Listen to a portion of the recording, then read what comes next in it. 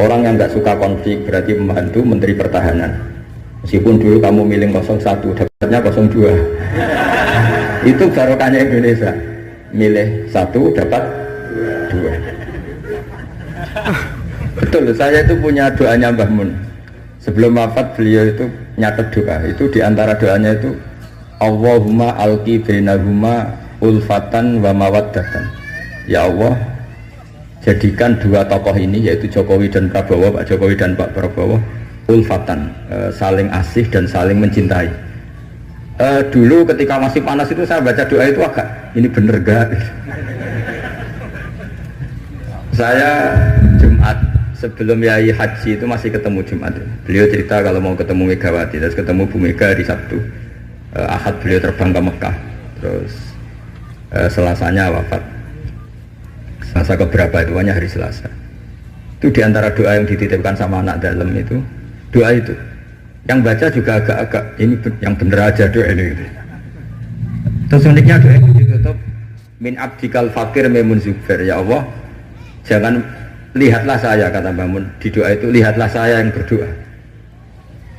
Barang kemarin setelah pelantikan menteri ternyata seperti itu saya tambah kagum bahwa kita punya guru seorang wali, jadi doain sesuatu yang mukal saja kesampaian. Doain yang mukal saja sampai teks itu sekarang masih saya simpan, tulisan tangannya Mbah Mun. Itu dulu diberikan anak dalam. Kalau saya itu nerima wasiat jadi pengurus, jadi beberapa kali saya ditawarin jadi pengurus PBNU, saya nggak mau, sampai berkali-kali nggak mau. Hanya PBNU udah kurang akal pakai tangannya Mbah Mun supaya agak maksa saya. Karena saya memang dari dulu nggak punya rencana jadi orang besar, biasa aja, gak jenengan itu kan enak. Mau ngopi santai, mau melarat ya pantas, mau keliru ya pantas karena ada kiai itu. Jadi enak lah. Jadi kiai itu kan tidak enak. Nak ramangan dia lesu, tapi nak keliru disalah wong akeh. Nah sampai nak salah dimaklumi. Jadi enak. Supaya masyarakat awam itu enak. Terus jadi kiai ruginya gini. Misalnya saya orang alim alama, ada pengumuman, Gus Pak masuk surga. Nanti pengumuman kedua itu mengecewakan dan para penggemarnya. Memang aturannya. jadi rugi sebetulnya. Karena memang aturannya gitu. Para wali, para orang alim ini kan dapat masuk surga. Tapi pengumuman kedua itu dan itu nggak ada syaratnya. Pas para penggemar itu nggak ada syarat. Siapa saja bisa. Makanya terus banyak orang jalan pintas, nggak mau alim sendiri ya, penggemar Gus Pak aja. Itu sebetulnya oportunis, itu orang nakalan lah kira-kira gitu. Terus akhirnya saya ditimbali beliau, kata beliau menyuruh saya supaya mau jadi di antara jajaran Suriah. Yang unik dari wasiat beliau itu bukan masalah Suriahnya.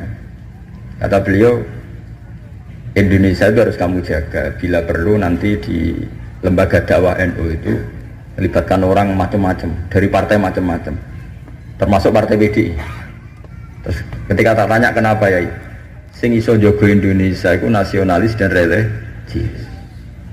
Dan yang menjaga ini penting, kata beliau. Ojo sampai Indonesia itu dosa paten pinaten. Caranya ya aku kudu rukun mbek Megawati dan mewakili kaum religius dan nasionalis. Kalau nak paten pinaten repot kayak Mesir, Syria. Jadi fikihnya Mbah Mun itu jangan dilihat misalnya seorang kiai ketemu megang, enggak. Lihatlah ini satu ikhtiar supaya Indonesia itu damai. Kenapa? Indonesia. Saya termasuk santri yang akhirnya mencari-cari argumentasi itu. Singkat cerita, saya nyari itu di khazanah-khazanah kitab dan ketemu, yaitu Rasulullah pernah berdamai dengan Suhail bin Amr. Suhail bin Amr itu tokoh kafir Quraisy yang bisa mengendalikan Quraisy. Sekali dia komando perang maka perang. Padahal posisi Nabi sudah di Hudaybiyah, kira-kira 25 kilo dari Mekah. Itu kalau perang pasti banyak korbannya. Dan itu semua perjanjian merugikan Nabi, tapi diterima saja. Asal tidak terjadi saling bunuh, saling chaos, saling kolab. Itu yang ditiru Mbah Mun. Tapi sekarang orang enggak, kadang pakai hitam putih. Pokoknya saya putih pasti benar, ini hitam pasti salah. Yang dilupakan adalah kalau betul orang lain itu hitam, ini pun tanggung jawab kita, karena ini juga umat